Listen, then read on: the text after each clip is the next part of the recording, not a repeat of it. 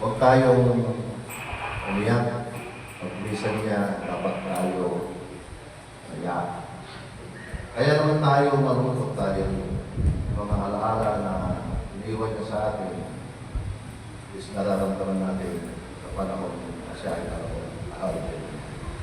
Si Kumari ngayon siya, apat silang pastoral officer chapel, si Kumari Maureen, Ginang Lita, Kumari ngayon at saka si Kumari Tali. Sila yung kasama namin na nagtalo dito, sila yung nag-report kasama namin. Ang masalit lang, hindi na namin nakita yung report na ginawa nila na matidevelop na siya ng chapel at sa katakot. Kasi mayroong concern na stakeholder na patuloy ng kanyang mga magsasakrisyo. Una sa lahat, ako'y iramay sa mga anak, sina Sir Eugene, Aki, Marlon, Paren Junior, Ryan, Anissa, sa lahat ng manugang niya. Nabanggit sa akin ni Kumare na masaya siya para sa inyo. Kasi nakita niya na naging stable kayo sa buhay. But this is not the end. That is a new beginning. Magkakandan pa ang ama niyo. Pagkukulan niyo. Sila ang nagpula, sila ang nagbigay sa iyo, sa inyo, ng buhay na kung saan nandiyan kayo. Maring Aida, sa binigay mong report, support sa barangay, kasama namin sa kawaling ng San Roque Pastoral Church. Thank you so much.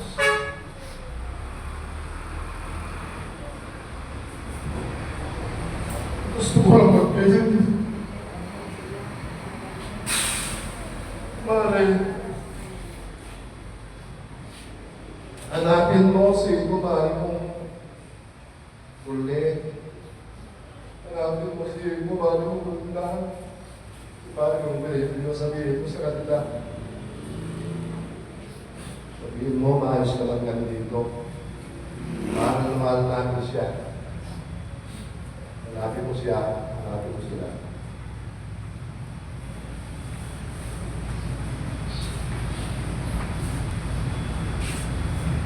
Napakahirap.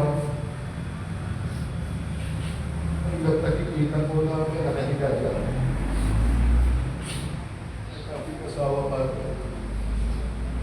Hanggang ngayon, wala lang asawang nagmamahal sa akin.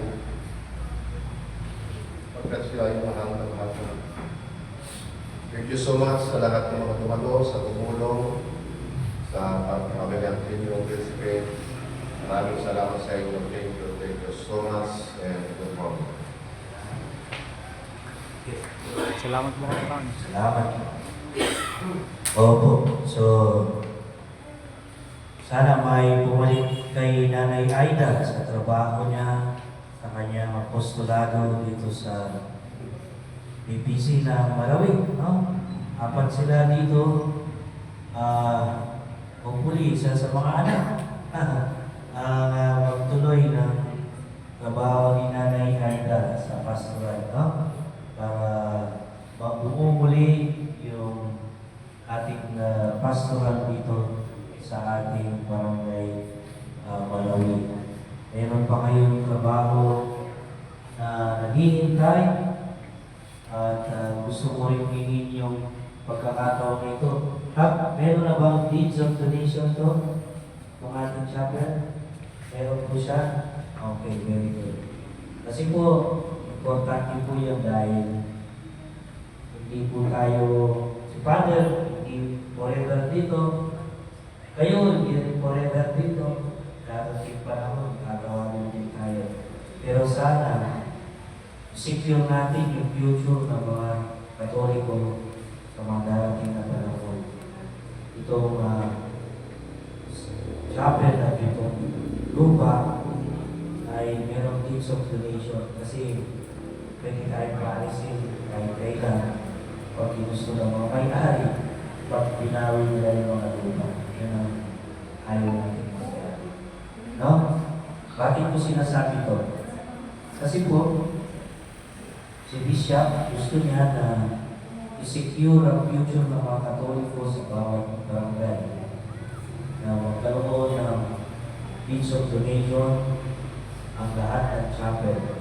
Para kahit na mawala tayo ng mga nagtatrabaho dito, yung mga susunod sa atin, ng mga Katoliko, yung mga anak, mga apo, ay meron silang pupunta ng simbahan na matatawag na rin kanila sa Katoliko na hindi kukunin later kasi may mga nangyari, may mga nag-donate ng mga lupa, pinatayuan ng chapel, namatay yung mga nagbigay, walang binigay ng papel, yung mga anak nakapag-asawa na hindi mga Katoliko, binawi yung lupa.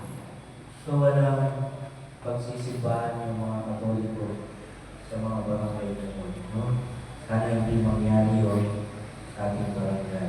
Kaya pag-iusap ko sa BBC, ang ating pastoral dito, barangay pastoral council natin dito, secure ninyo yung gifts of donation, ipangalan natin sa obispo para kahit sino ang bumuko na obispo sa mga darating na panahon ay pinangahawakan tayong papel na ito ay para sa Katoliko, hindi sila pwedeng paalisin dito, hindi sila pwedeng kunan ng lupa dito kasi naibigay ngayon may papel, may kasalanan. So, hopefully po, pagpapawin ninyo at ibawin, sana may papalit kay Nanay Aida. Si Nanay Tara, ito bang ikaw pumalit kay Nanay Aida? Ha? Okay, lang. So, kompleto na yun. Ha? Si Nanay Tara, si Nanay Tara, patulong niyo si Kalaway sa po. Very active din yan sa pagtulong. So, huli yun ang assignment na gagawin ninyo, matulong ang panalangin ni Nanay Aida para maging makapagpatuloy ang ating pananampalataya dito sa Maroy, sa mga darating pang. Amen? Amen. Sita yun. Sumayin niyo ang Panginoon. At sumanyo rin. At pagpalain mo ang Panginoon Diyos sa mga anak at ng Espiritu Santo. Amen. Kumain kayo tayo sa Panginoon. Salamat sa Diyos. Thank you po. Thank you kay Nanay Aida. Magdarasal na lang tayo doon sa lahat. Hintayin niyo na po sa labas. Ilalabas po. Excuse me po. Ito ay hindi isang limit. At dapat mong malaman ngayon. Ay, makinig ka. Magbabasa ako. Kaibigan, Di marunong magbasa ka kay Supletos pa. bukas ay maaring gitna. Ay, hindi pa. Mayroon pang bukas. Ito ang pagsawa ng mana, malapit na ang karisma. Kasaganan natin ang naglayo sa atin. Pagpalit kayo ni Lula, doon ka sa gilid. Pagpalit kayo ni Lula. Doon ka sa gilid. Palit kayo ni Lula. Diyan ako nasa gilid. Sabi tayong lahat. Kung makita kayo dyan, hayaan niyo muna. Yan, pinasagigit na pala, pabalik din kita.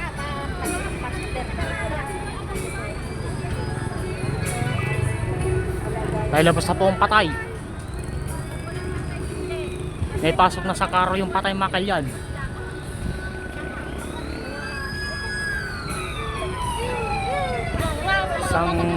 Isang mapagpalang araw ng Sabado sa inyong makalyan. February 28, 2026. Ang ating ibuburo ngayon, ang ating nililib ngayon ay si Nanay Aida Principe Aki Antonio. Kita-kita na lang po tayo sa cemetery Makalyan.